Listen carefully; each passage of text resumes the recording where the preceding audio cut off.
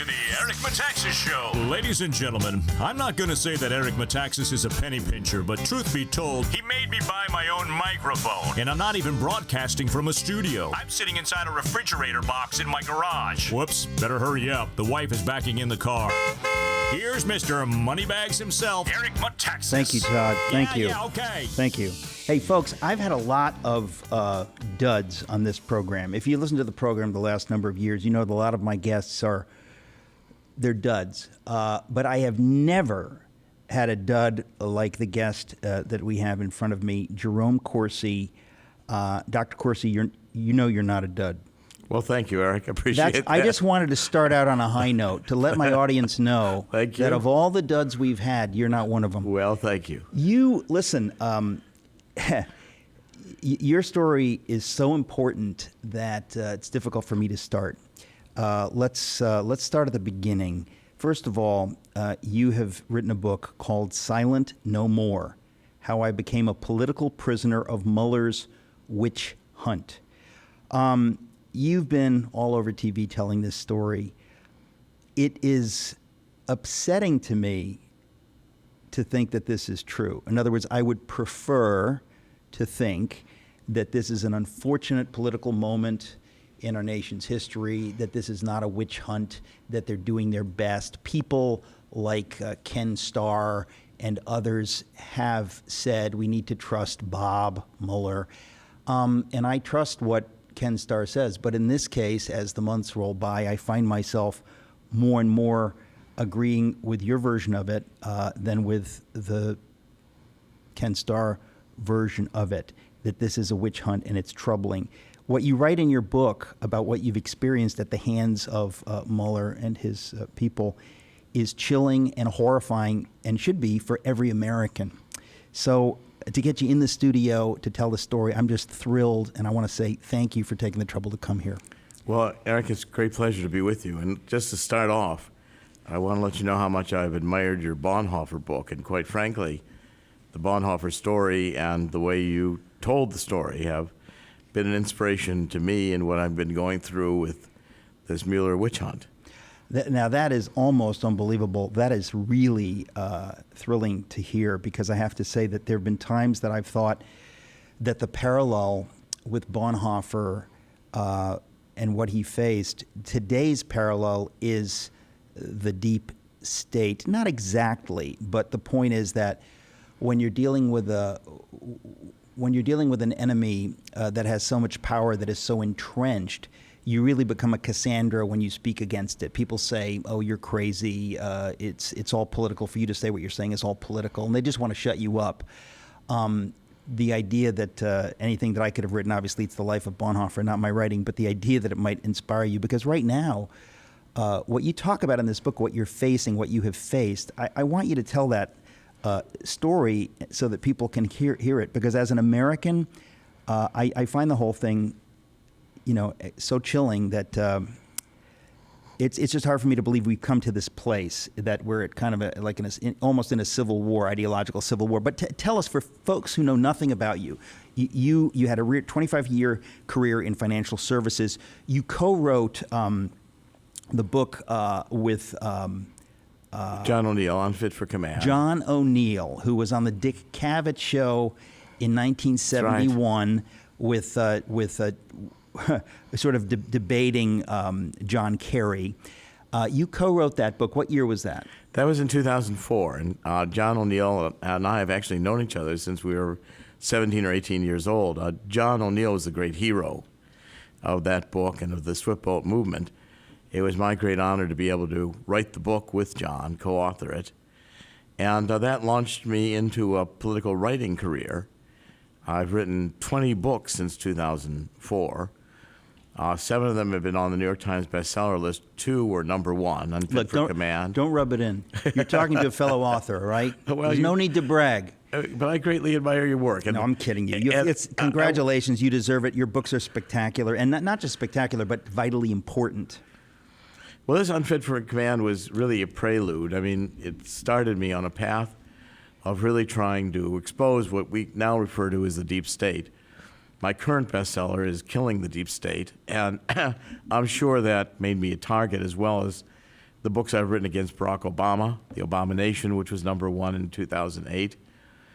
And the story we're going to talk about here today, it's really a descent into the first stages of totalitarianism. And that's what Mueller represents. Okay, this is what is so chilling to me.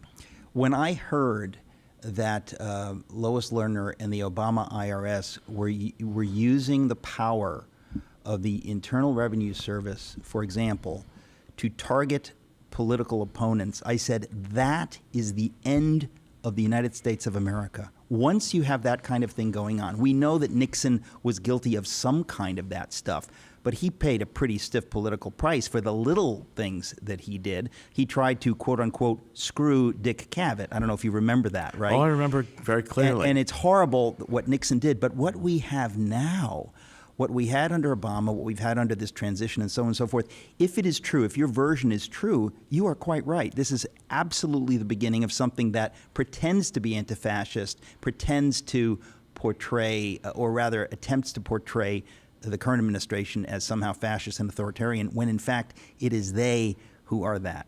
That's right. I mean, I never thought I'd live to see this happen in the United States of America. This has been a shock to me as it's developed. The Silent No More, I wrote as I was going through this experience with Mueller. It was really, I was subpoenaed on August 28th last year, 2018, and I came in to cooperate. I brought in my laptops, my storage devices. Well, here's the question. First of all, why did Mueller's team subpoena you? What is it that you did that they thought would bring clarity to their investigation? Well, first of all, I'm a journalist, and that's another dimension to this, that Mueller's going after a journalist here. It was really my association with Roger Stone, and the fact that I didn't discover this until we got about, 15 hours into this interrogation that lasted 40 hours, 6 sessions, 2 months, grueling. They bring you to a unmarked FBI building in Southeast Washington. You have to come in and check in your cell phones and your laptops, no electronics. You're in a closed-in conference room, no windows. And across the conference table from you are 3 of the special prosecutors, plus 6 to 9 FBI. It's an army of them. And now, are attorney. you allowed to say who some of those prosecutors were? Yeah, the 3 major prosecutors were Jeannie Rhee, who was she's a Hillary Clinton attorney. She had done work for Hillary Clinton both on her emails and also on her foundation. Second one was Aaron Zelinsky.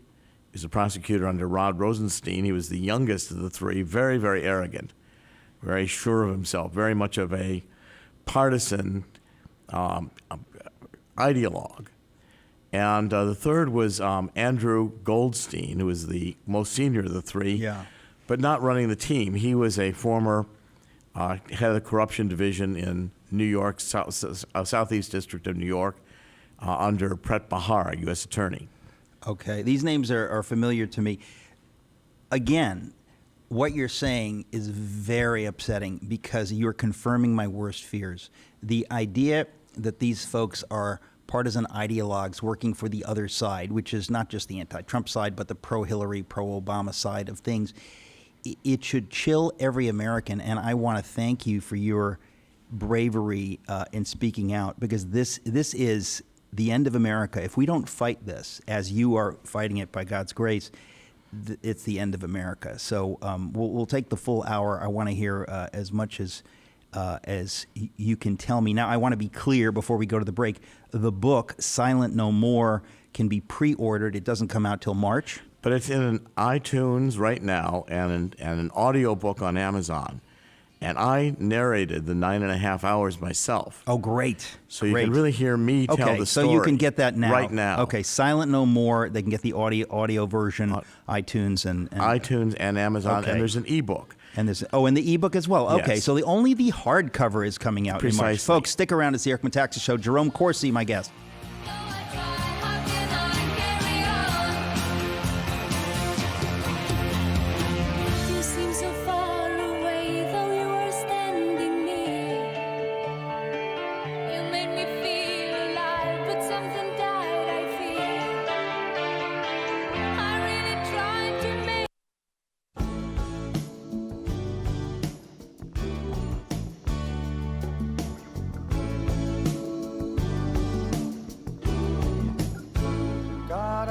town on a boat going to southern islands, sailing to reach before a following sea. She was making for the trades on the outside and the downhill run to Papa Ede. Off the wind. Hey there, folks. It's the Metaxas Show. I'm talking to Dr. Jerome Corsi. He's the author of a new book, Silent No More.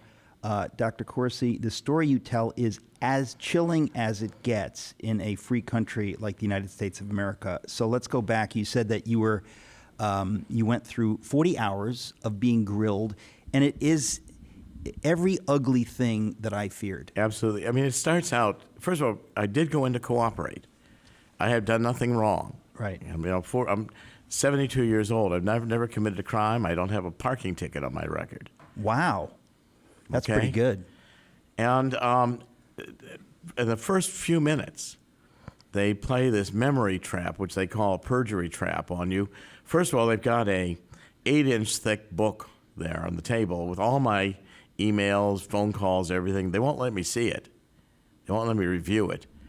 And in the first few minutes, they asked me if I wanted to send anyone to see Julian Assange, and in particular for Roger Stone, which was their big focus. They wanted me to connect Roger Stone to Julian Assange, and I'll explain why. And so effectively, it sounds like they're trying to squeeze you to get to him. Yes, that's the whole point. And so I say I didn't want to send anybody to see Julian Assange, and they all blow up. This is in the first few minutes. They all stand up, parade out of the room, call my attorney into a conference room, leave me sitting in this room with no windows, conference room in this unmarked building, and FBI building in Southeast Washington, no cell phone, no laptop. So did they do this because they were convinced you were lying? That's what this whole thing is. They stormed out and said, like, we can demonstrably demonstrate that what you just said was false. Okay. And so therefore we can throw you in prison for the rest of your life. Right. First few hours, when I come in to cooperate, immediately they're telling me they can throw me into prison the rest of my life. And that's In other words, you better play ball or else. and we've already got you. We've already got enough to put you in prison. Now I'm saying to them, wait a minute, the law is I have to willingly and knowingly give you information I knew to be false with an intent to deceive you. I didn't do that. I forgot a couple emails. The prosecutors produced an email Roger Stone had sent me in July 2016, basically saying somebody should go see Assange, and I forwarded it to Ted Mallock in London. It took me about 20 seconds. Forgot about it. And because I forgot that email, now I'm a federal felon. Put you in jail. They can put me in jail. Now, that whole technique, I come to see, and I describe it in the book, that the power of this book is it's me, especially the audiobook or the iTunes, describing it in my own voice, how I felt going through this hour by hour. Because here with my attorney, I'm left alone, first of all, in this room for about an hour. My attorney comes back in and he says, we're finished for today, but they're going to let you go home and review your emails. See, I hadn't been able to download my 2016 emails. I had this old 17-inch laptop from Apple that I was trying to limp along and keep going. And so I didn't download the 2016 emails. I hadn't seen them. Now, when I get back, they let me revise that testimony, and we keep going. Now, that's important because when this whole thing blows up, and it blows up because I have no contact with Julian Assange, and they were desperate. I'll tell you why they thought I had to have one. But when it all blew up and they said, now we're going to charge you with the offense of deceiving us with false information, the one charge they wanted me to plead to was the first day's mistake, not acknowledging they'd allowed me to amend the testimony. And when I saw that, and they wanted me to go in front of a federal judge and swear that I had committed this crime, which I did not. This sounds familiar. This sounds like what they did to General Flynn. It's very similar. But see, Eric, what happened to me, and my case, I don't compare my case to anyone. What happened to me is as I contemplated this plea deal, and it was really a fraudulent plea deal in many aspects, I realized that I could not go before a federal judge and swear on a Bible that I'd committed a crime that I hadn't committed. Because I knew in my heart that I had not knowingly and willfully presented them information I knew to be false in order to deceive them. I made a memory mistake. And Jesus Christ is my personal Lord and Savior. That's very important to me. I'm not here in an earthly mission. To me, it's valued and it's eternal value to what you do with your soul here. And I'm not gonna swear to God a lie. You're one of those fanatical Christians who actually believe lying is wrong. Yes. That's tough. And I'm not, and Because they're telling you either lie. You know that my hero and ultimately my friend Chuck Colson effectively did the same thing. He went to prison because he refused to take the plea deal, and for that, he's a hero. You are in a similar position. They're trying to give you a way out, which requires you to lie. Yes. And you won't lie. I won't lie. And they say it's the only way you can avoid going to prison. And I said, I'm 72 years old. Send me to prison the rest of my life. 1 year could kill me. But go ahead and do it. Now, this decision that I finally made to reject this plea deal is a family decision. It tore apart my whole family. And finally, my wife woke up one morning with this is agony, going through thinking I'm going to be in prison for the rest of my life, never see children or grandchildren, hopefully grandchildren to come, I'll be in prison. My wife woke up and she said, I'd rather visit you in prison the rest of your life than have you not be the man I married. Now, my wife said that to me, 27 years we've been married. That was the final piece I needed to know that I could tell Mueller to take a hike. And that's what I did. This is a family show. You can't say take a hike. Alvin, we'll edit that out later. Please watch your language. You can't say take a hike. So it's a joke. That was a joke. I got to make jokes because this is so serious. I can't take it. Listen, for you to tell Mueller to take a long walk off a short pier, to take a hike, honestly, it's a very big deal because, again, you're ratifying that these people they're playing hardball and that they have an ideological agenda. I guess my question also would be, why would they say you can revise your testimony? And by the way, it's such a minor thing. It's like a joke, right? You forward an email, you forgot about it. Right. And they say, okay, well, we'll let it go. But then they backtrack and say, if you don't do this, you're going to go to jail. You've got to cop this plea. At this point, what is going through your mind? That the United States of America is in the hands of criminals. Yes, and the Justice Department is being run by politically motivated criminals. Only a criminal would require you to lie in order to stay out of prison. I mean, it's so bizarre in my mind, it's so twisted, that any law enforcement authority would insist that you lie to a crime you didn't commit. Otherwise, they're going to throw you in prison. But how is it that the day before they were willing to let you revise your testimony and then they're asking you to admit to it? Well, see, they wanted me, as I say in Silent No More, there was two phases. First phase, they wanted some testimony. That's all they wanted me for. They said repeatedly I had committed no crime.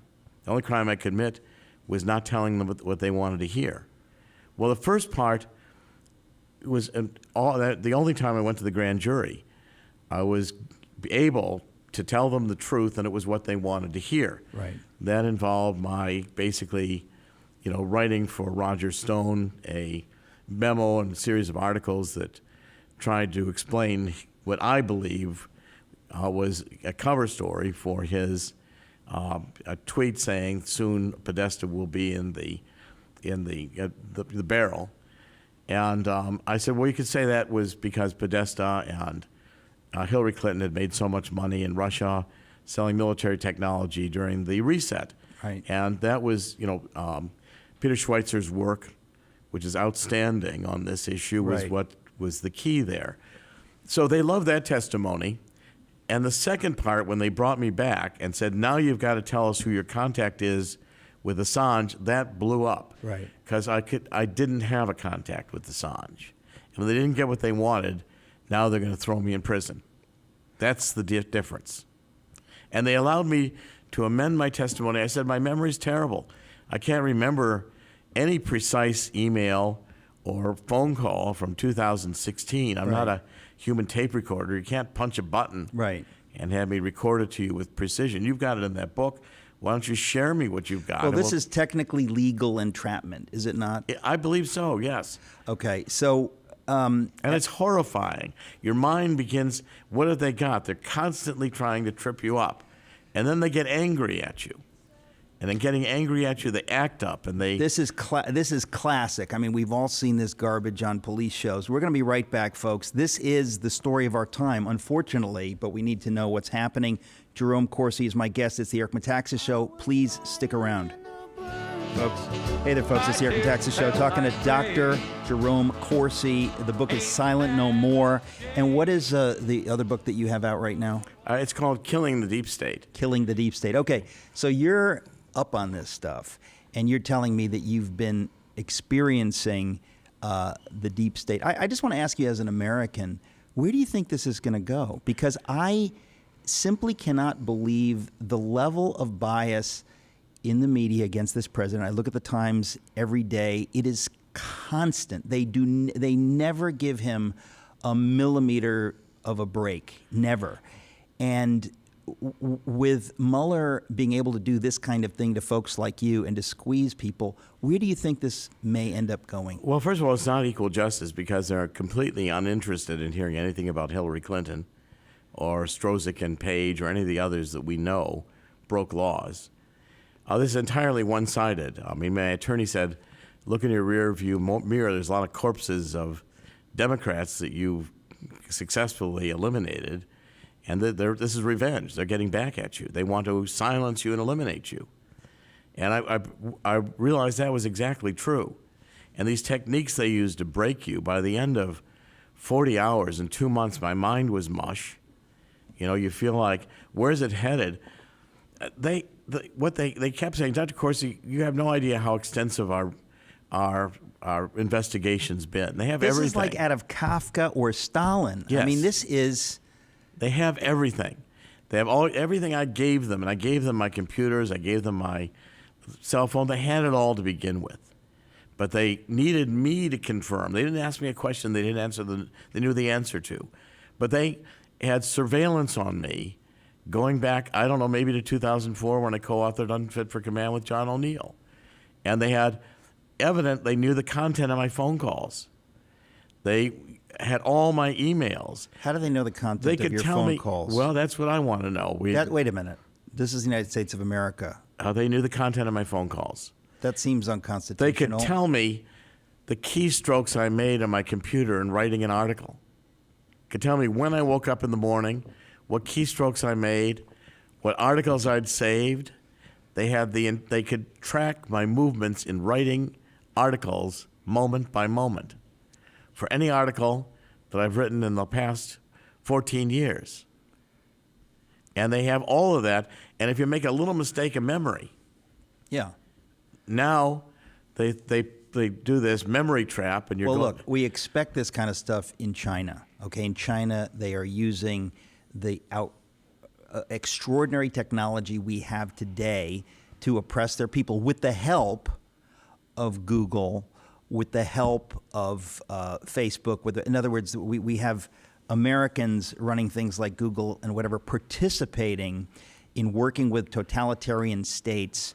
They've got plausible deniability, but they're participating with them in oppressing human beings. But you're telling me that this is in fact happening here and that you experienced it. It's happening right now. It's far along the way. They have virtually everything on you. When they get face recognition technology, when they get the ability to put these machines in your home, they'll record every moment of your life and play it back for you. This sounds like the worst nightmare anyway. This sounds like a bad movie, right? Because it's reality. It's happening. Well, so here's the question. Where do you think this is going to go? I mean, you wrote this book, Silent No More, to blow the whistle on this stuff. And to show people hour by hour what it felt like, because you do experience fear. You go home and you have to tell your whole family that you may be going to prison. 72 years old, how are we going to keep the house? What are we going to do economically? And, fortunately, my wife's very strong and was with me throughout this. Couldn't have done it without her. But you face a point where you realize that either you believe in Jesus Christ, you believe in what you've professed, or you're going to give in to these people. And giving in is not going to get you anywhere. Well, this is the good news, is that you do have faith in the midst of this, and it does change everything, because if you don't have that, it's almost impossible to resist the temptation to give them what they're looking for. It changes everything, because suddenly you realize that this is what's going on here is not important. What's important is the ability to tell everybody out there who will listen that this intolerant ideology, which does not want to hear about crimes that they're committing, Right. where Mueller's in there to cover up, make sure that the Russian collusion on the part of Hillary and Podesta never gets investigated, investigates this phony claim. And for like 20 hours, they are pressing me on, well, who was your contact to Assange? You see, with my 25th wedding anniversary, we went to Italy in July and August 2016. And there I had some time, and I really figured out that Julian Assange, after he dropped these emails on Debbie Wasserman Schultz on the 22nd of July, said he had more. What he had was Podesta's emails. And I figured out precisely. I connected the dots. I knew he was going to release them in October. I was telling people like Roger Stone, and telling anybody who would listen to me. And I was so precisely right that the prosecutors, Zelensky and Jeannie Rhee, took my attorney and said, we've got emails, we've got phone conversations. He knew it too precisely. He had to have a source. So we go through all of this, horrendous exercise to find out who is my source. And they finally come and they say, well, you're not going to find it in your emails. You're not going to find it in your phone conversations. So, well, how did I communicate with this person? By smoke signal? I mean, it's ridiculous. Right. So they go through all kinds of exercises. Say, Dr. Corsi, we don't want you reconstructing this. Right. We want you really remembering it or inventing it. Well, I can't tell the difference anymore between inventing or reconstructing. Hang on a second. We're going to go to a break. Folks, talking to Dr. Jerome Corsi, that's C-O-R-S-I. The book Silent No More is available in Audible and in the online, the e-reader version, and it'll be out in hardcover very soon. Stick around. Hey there, folks. It's the Eric Metaxas Show. I'm talking to Dr. Jerome Corsi. The book is Silent No More. Dr. Corsi, where do you see all of this going? In other words, when you talk about what Hillary Clinton did, the Clinton Foundation, that's got to be a snake pit if you shine a flashlight in there. Do you wonder why the president has not appointed a special prosecutor to investigate that? Well, I'm sure they're so intimidating. They'll say they're going to impeach Donald Trump no matter what he does, and I'm sure he's tactically working out how he can turn the tables and begin investigating the real criminals here, the deep state criminals. But how could they impeach him? In other words, that they won't. They don't have the Senate. They won't. And you won't can't succeed. impeach somebody because you hate him. You have to have something, I guess. When do you think Mueller will actually come out with this report? I think he's going to be forced to do it fairly soon because he has nothing. And my case really broke their back. Really? Yeah, my case broke their back because I was the key linchpin to have connected Roger Stone to Julian Assange, and then that would go back to Donald Trump for instructing Assange how to... Okay, so no wonder they took breaking you, so to speak, so seriously, because they understood... They had to break me. Right. Or they have no case. Now, Julian Assange has come out with a statement and said that Julian Assange has said WikiLeaks and Julian Assange had no contact with me whatsoever. They've affirmed everything I've said. This week. Yes. This week. This week. Earlier this week, Yes. Julian Assange himself corroborated your version. Yes, which I think is going to make it extremely difficult for Mueller and his henchmen to prosecute me for anything, because I was always telling the truth like I said I was. And all this exercise to try to force me to remember or to produce a name that was the contact to Assange, that didn't exist. Okay, and by the way, they said there's no way you can know what you knew about Podesta, that they're going to release the emails. The reason you knew those things is because you prognosticate for a living. This is what you're good at. Connecting the dots. Right, but they didn't believe that. They believed you had to have an easier way to figure this out. So you're sort of being prosecuted for being smart. And yes, and Jeannie Rhee, what the Clinton lawyer, one of the prosecutors, says, Dr. Corsi, ridiculing me. Dr. Corsi, you're asking us to believe that on this trip to Italy with your wife for 25th wedding anniversary, God intervened. And you had a miracle happen in your mind, and God inspired you, and you knew that from God that Assange had Podesta's emails. You never put it that way. No, I said, but she's ridiculing my faith.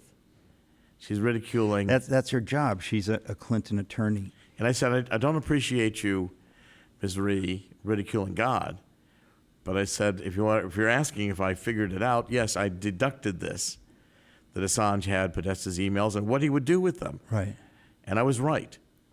And so, yes, because I was right, you're now wanting to put me in prison because I cannot give you this link that your entire case depends on. The entire case has just now fallen apart.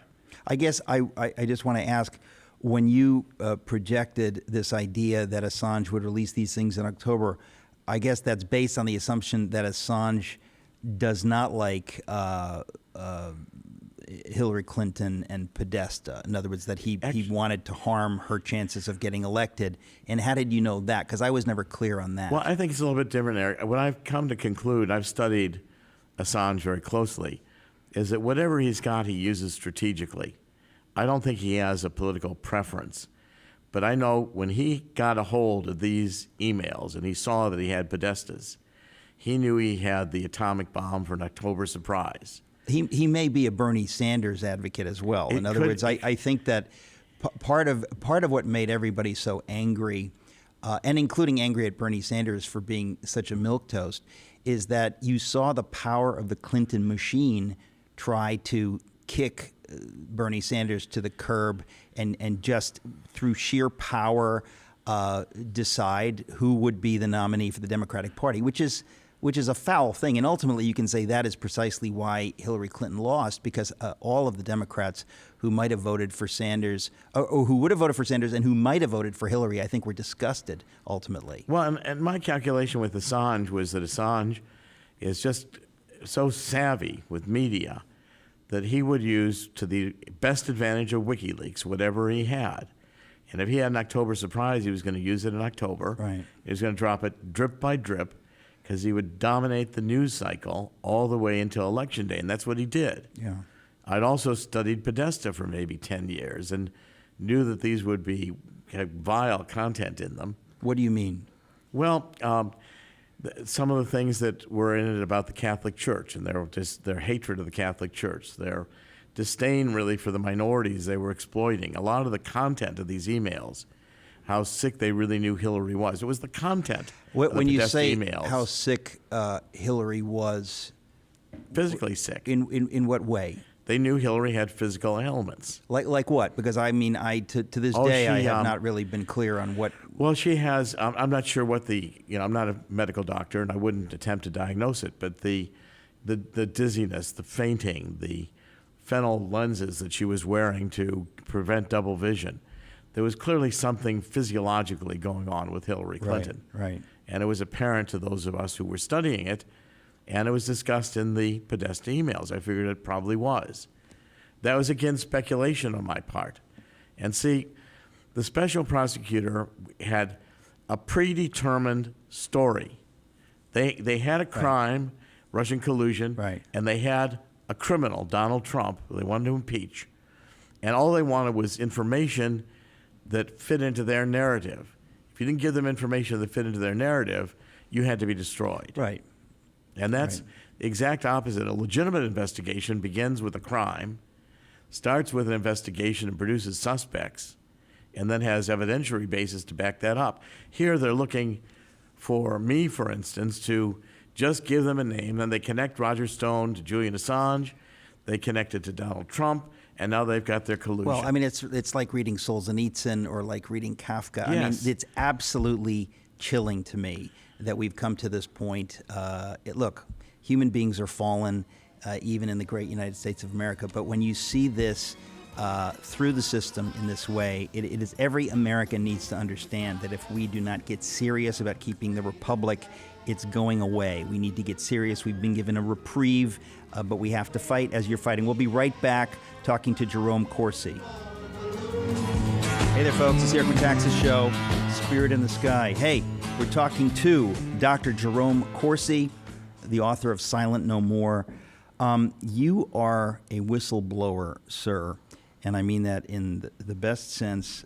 You really, you're bravely allowing Americans to see what is happening.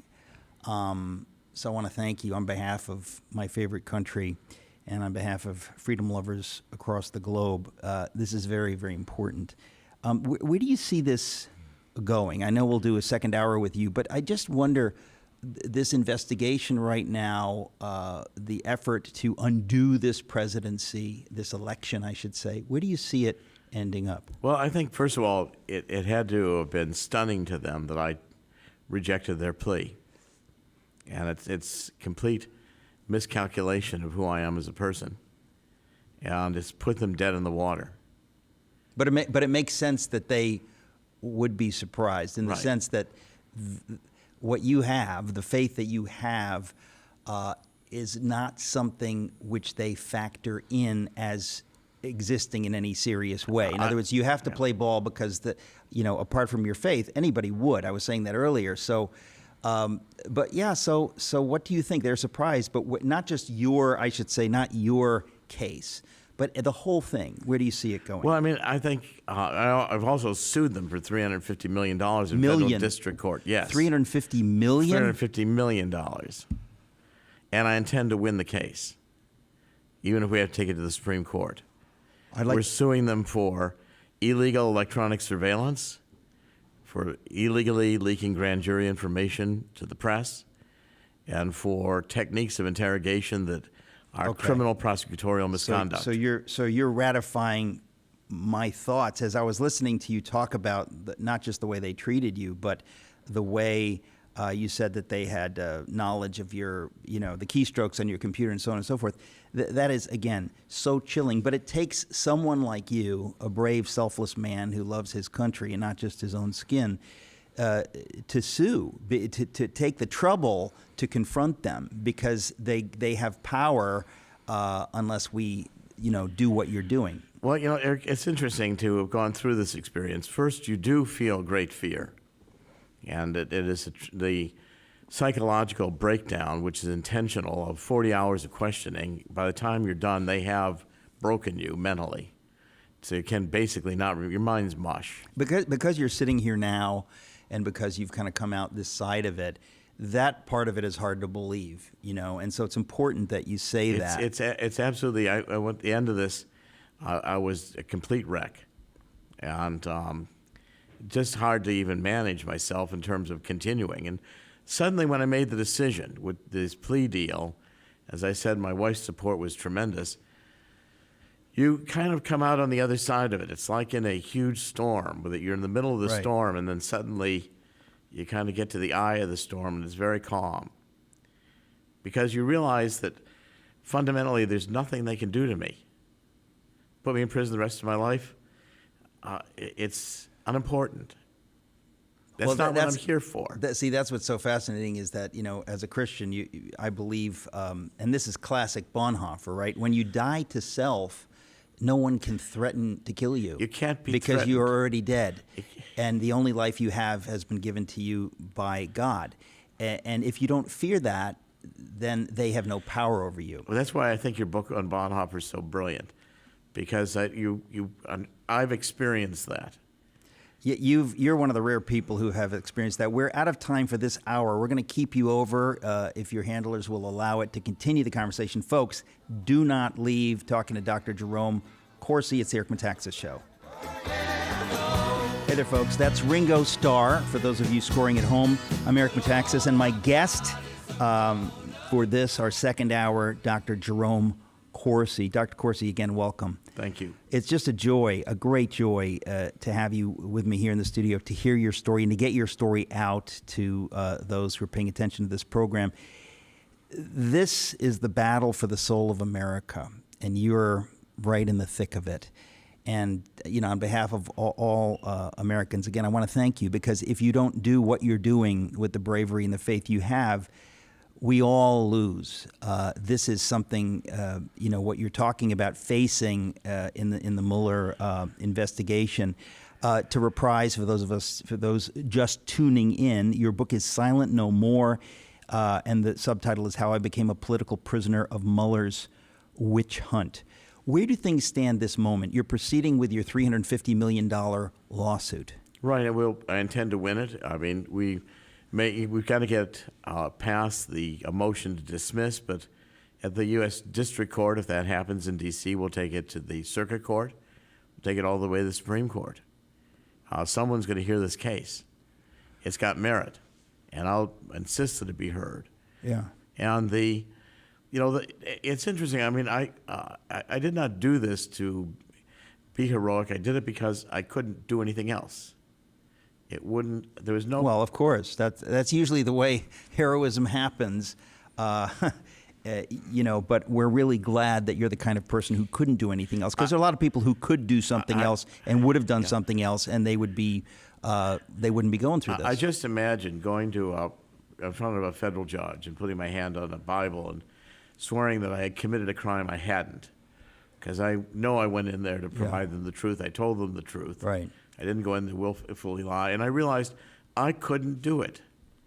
I couldn't raise my hand in front of God and do that. This brings up the larger case of our legal system right now. In other words, the idea that there are hundreds of thousands of people, mostly young men, who are being taken in back rooms. The lawyers talk and they decide, here's the deal we're gonna strike. You cop to this plea and whatever.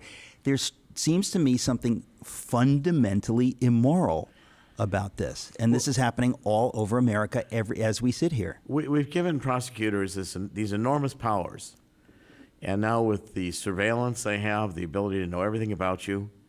They had all my emails, they had my phone calls, they seemed to know what my phone calls were about.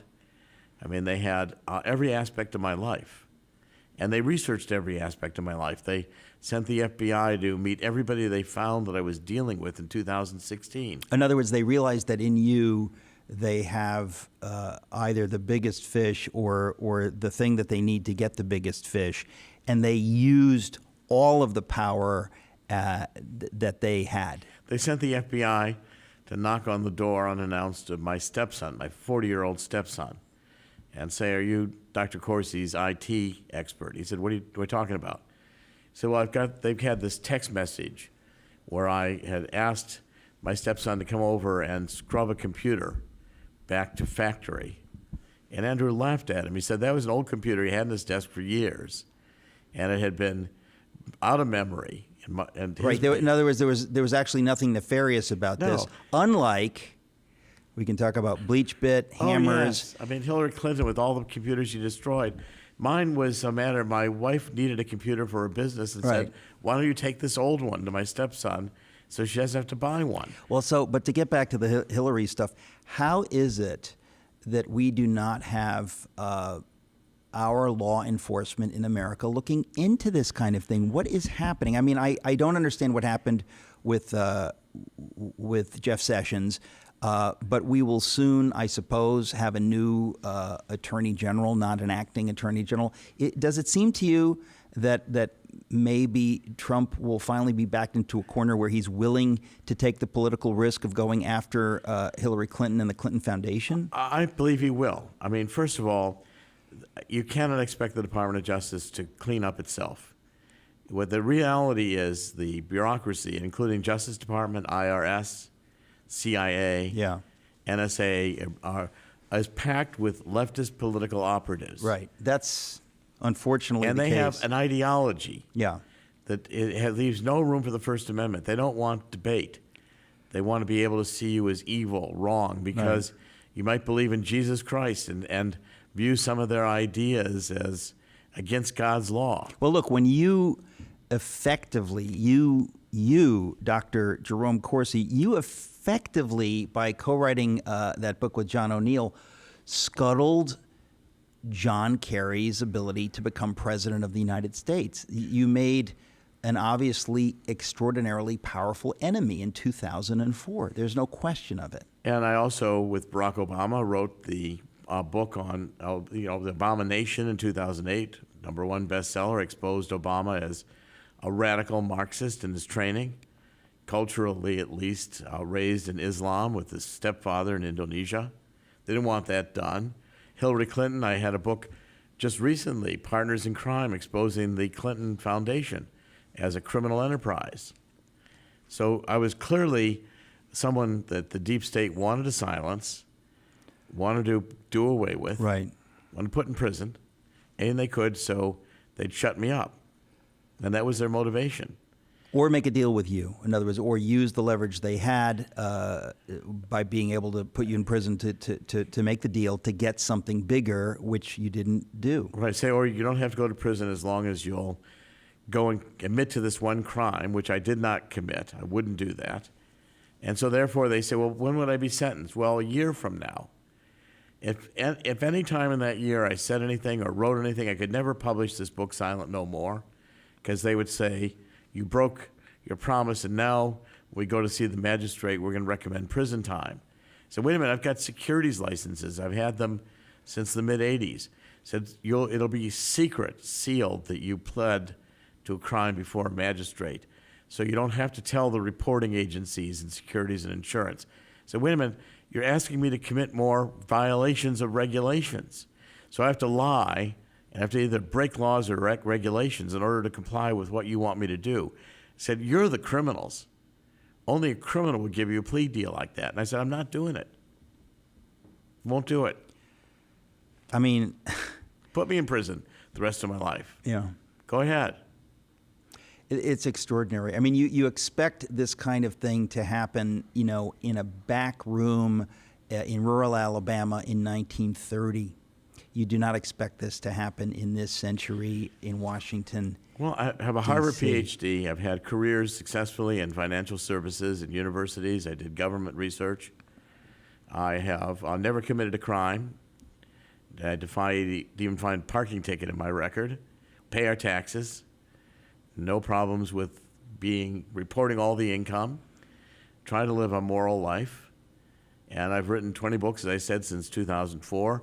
They don't want to be politically opposed. And so if you're thinking, it's Orwellian thought police. That's what they basically are. That's exactly correct. And I'm very sorry to agree, because it's chilling, it's horrific, but it's unfortunately exactly right. And there's so many stories like yours. There are none quite like it, but there are many stories like it that reveal that this is happening in our time. And I really do think, as I said earlier, it's a battle for the soul of America. And I do believe it is why Trump was elected, because it strikes me that he is the only person willing to take on, you could call it the swamp. He seems to be the only person willing to do that. I'm just guessing that almost anyone else who had been elected doesn't have the fighting spirit he has. And so I'm encouraged by his being president. But I guess I keep wondering where you think it's going to go eventually. I think Donald Trump is a godly man. I've had occasion here in New York to know him through my work, and virtually lived in the Plaza Hotel for years when I was doing the financial services work when he owned it. And I greatly admire Donald Trump. I've always said he always looks like he's going to lose until just before he wins. And he has a tremendous ability to take all this criticism and not to take it to heart, because he realizes the criticism is more about these ideologically insane Democrats with their socialist views. And Right. the next 2 years are probably going to be a Kavanaugh show in the Congress. Yeah. And if they are, the American people have got to see, is this what you want as a future? Well, this is the Civil War of our time. It's a very different kind of war. But if we had lost the Revolution, if we had lost the Civil War, America goes away. And I feel like we're facing a similar existential threat to America as we know it, or America as the founders conceived it. We'll be right back talking to Dr. Jerome Corsi. Big and bad, Lord. when love is gone. Hey there, folks. It's the Eric Metaxas Show. That's Johnny Cash. I'm Eric Metaxas. And you, sir, are Jerome Corsi, Ph.D. I want to quibble with you for a minute because it's never interesting if we agree on everything as violently as we agree. I think I appreciate your admiration of Trump and agree with it. But when you say he's godly, obviously, we know that he has an adulterous background and stuff. Do you mean that today he's a different man than Yes. he was, let's say, 10 years ago? I see a major difference. I think the presidency and this responsibility has changed him. And we're all fallen, so we've all have. Speak for yourself. No, I just. I will.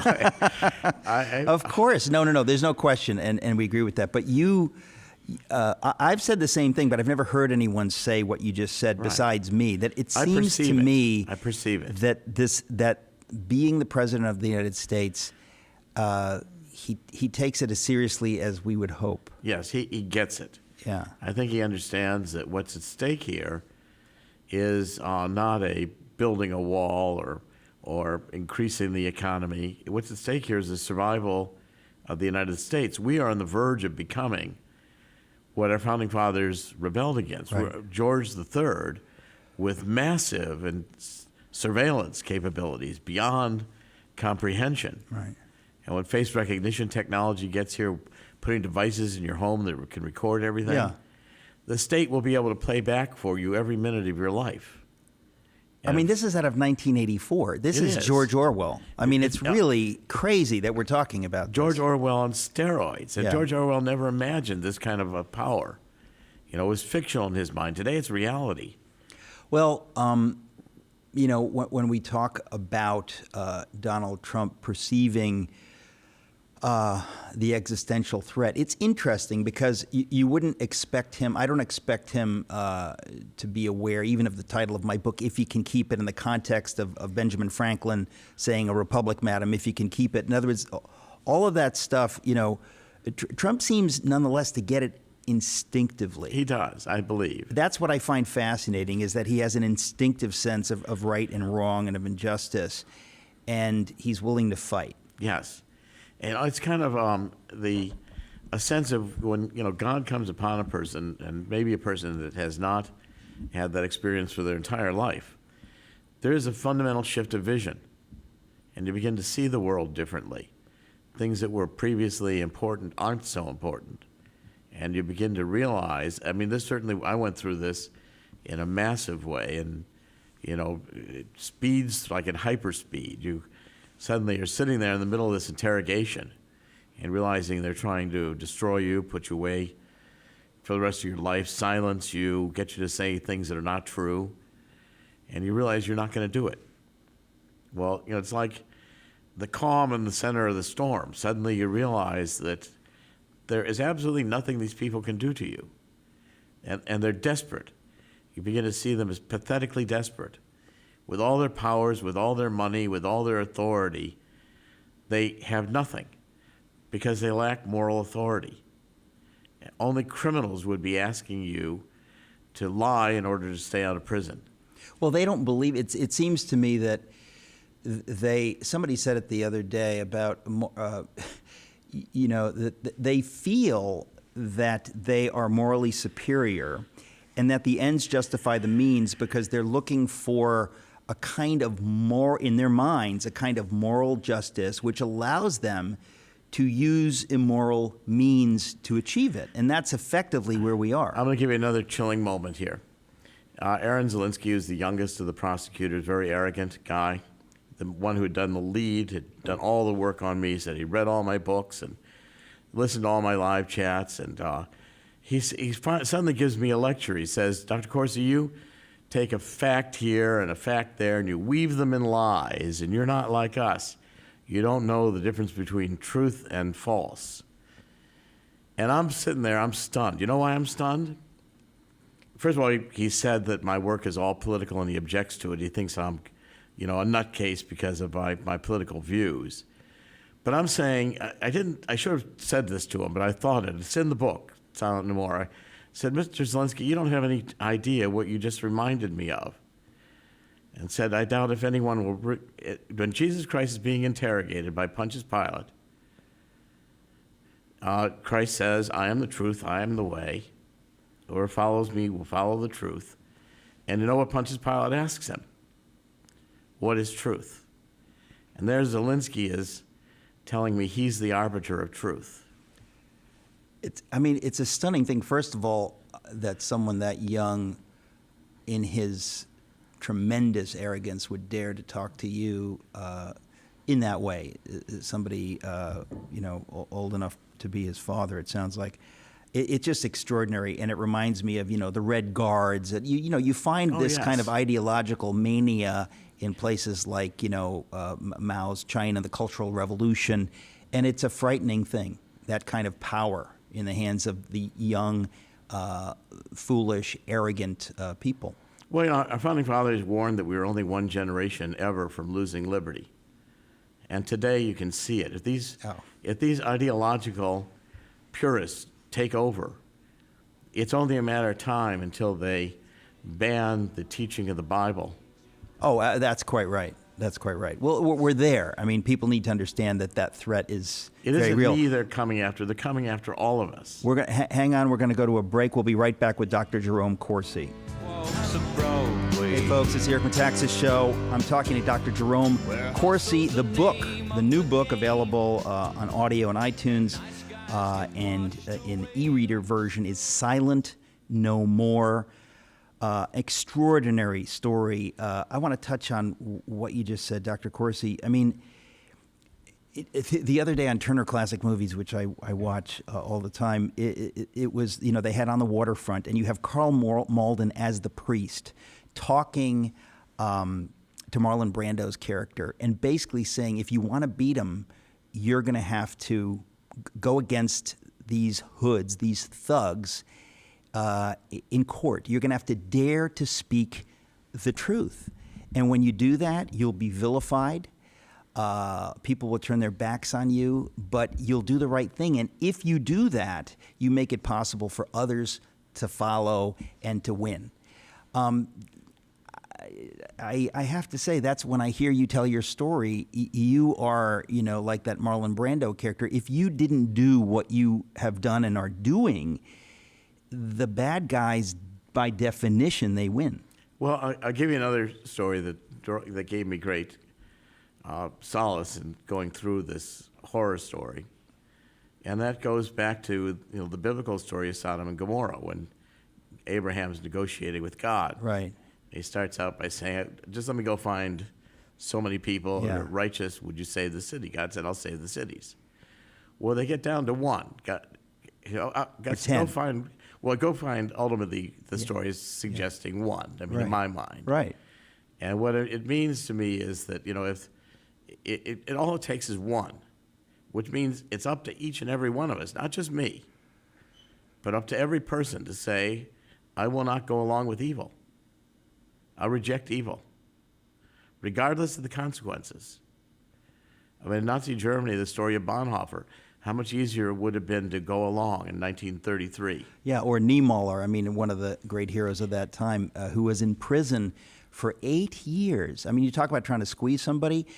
Hitler, once Niemöller got out, Hitler had him on the authority of the Fuhrer arrested as his personal prisoner, and he was, in concentration camps until the end of the war, 7 years later. But he survived, and Hitler didn't. He did the right thing, and God rewarded him. And of course, we know God rewarded Bonhoeffer, even though he doesn't survive in the way that we think of, in human terms. I've been to Auschwitz twice, and what I really prayed on both times was how many went to the gas chambers still believing in God, because they understood that this was not what it was about. It was not about winning or losing here.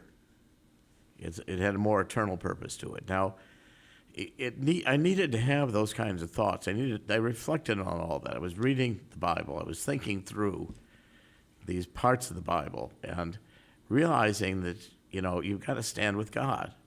There really is no choice. And so when faced with Mueller, with the evil, with being asked to lie to stay out of prison, I really said, put me in prison. Solzhenitsyn said, one word of truth outweighs the world. People don't realize the power that each of us has. We each have extraordinary power, and that when you speak the right word, that people are saying, you can't say that, don't say that. And when you have the courage to speak it, the truth, whatever it is, the demons tremble. Yeah. It's very powerful. And the responsibility to do it. Well, See, sure. To me, this was, I didn't have a choice. I still feel going into federal district court. The federal district courts are just as political. Chances are we'll lose. The case will spend a lot of money, a lot of time. Go there, have the judges throw it out, do all kinds of things not to hear the case. We'll take it to the Supreme Court. And eventually, the American people will hear it, even if the courts will not. Now, the book Silent No More, which is just out, there you tell blow by blow what you went through. Are you working on another book about, the rest of the story? I haven't gotten through this part of the story, so Yeah. I don't know how it's going to end. And that's the interesting thing. I just don't have a clue. They could yet prosecute me. They could yet try to destroy me. What about Roger Stone? I don't remember. Did he say he wouldn't cooperate as well? He did. You have to ask Roger. I've been so focused on my case that I don't feel like, everybody else has to do what's in their conscience to do. And I don't argue with Roger. I don't respond. I'm not interested in, I'm not interested in what anybody has to say about me. I'm not doing this to win any acclamation. Right. I'm doing it for one reason, Eric, and that is because I don't have a choice to do otherwise. I can't live with myself if I did otherwise. Well, that's the thing, is that God has called you to this. You didn't ask to be here. You ended up here, and I don't mean the radio studio. I mean where you are in life. I prefer not to have to do this. Yeah, exactly. But you don't have a choice. At least by your moral reckoning, you don't have a choice. No, none whatsoever. I couldn't live with myself. It's interesting because, I was mentioning Chuck Colson earlier. I wish I had a copy of my book, 7 Men, because the last chapter of that is about Chuck Colson. And he faced precisely this.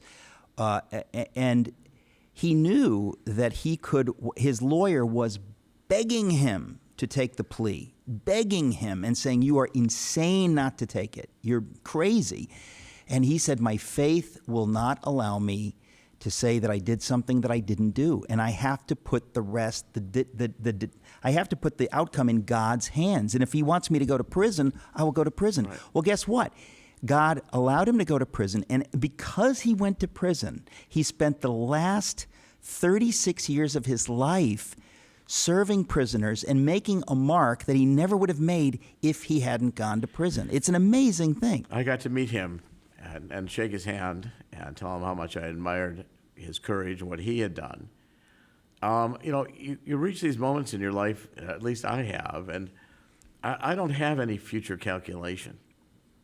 It's not about how it's going to turn out. It's about that I have to do this now.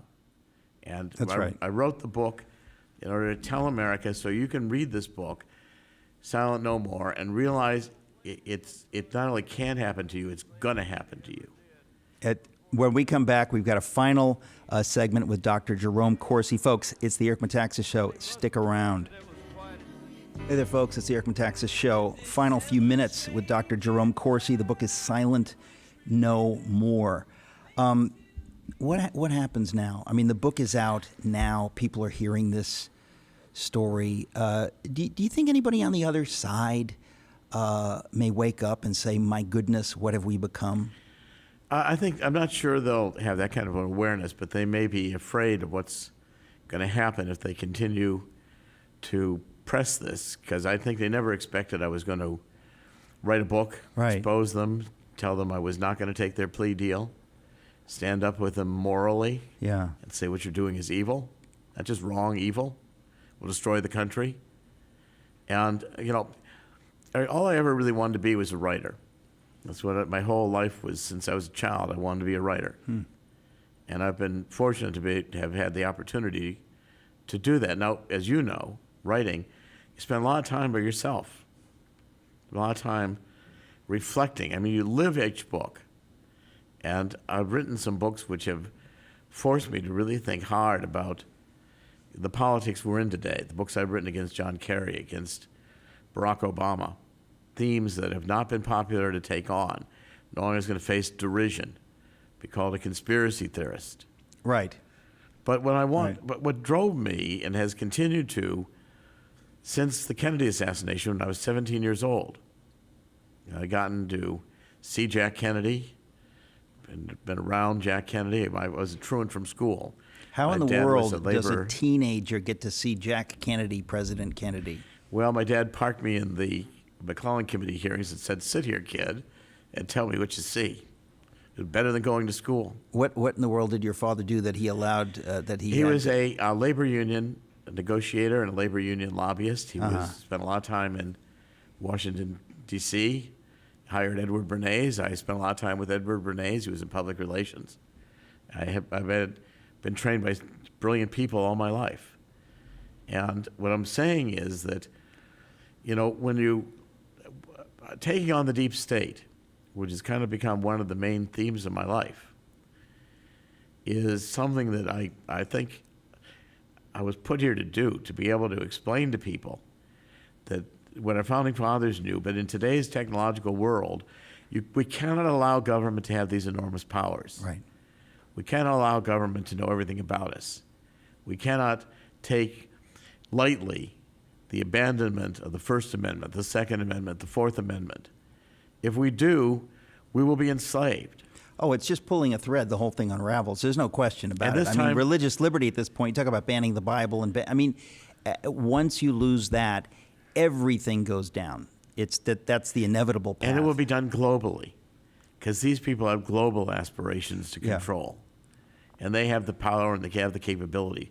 We cannot allow government and the deep state operatives who will be rewarded for being the minions of this evil power and see reward for themselves and see righteousness in their adopting of attitudes which are fundamentally contrary to the Bible, fundamentally teaching to what the ancients used to call natural law. Well, I was going to say, even if you don't believe in the Bible, you know this is wrong. We're going to have to leave it there, but a privilege to have this time with you, Dr. Jerome Corsi. Congratulations on the book, Silent No More. And again, thank you for being true to truth, because you're a model. We appreciate it. Thank you. And thank you for interviewing me. I greatly admire your book on Bonhoeffer. It's one of the things that really attracted me to spend the time with you. Well, wait till you read Donald Drains the Swamp. Bonhoeffer is nothing compared to that. God bless you. Folks, thanks for listening.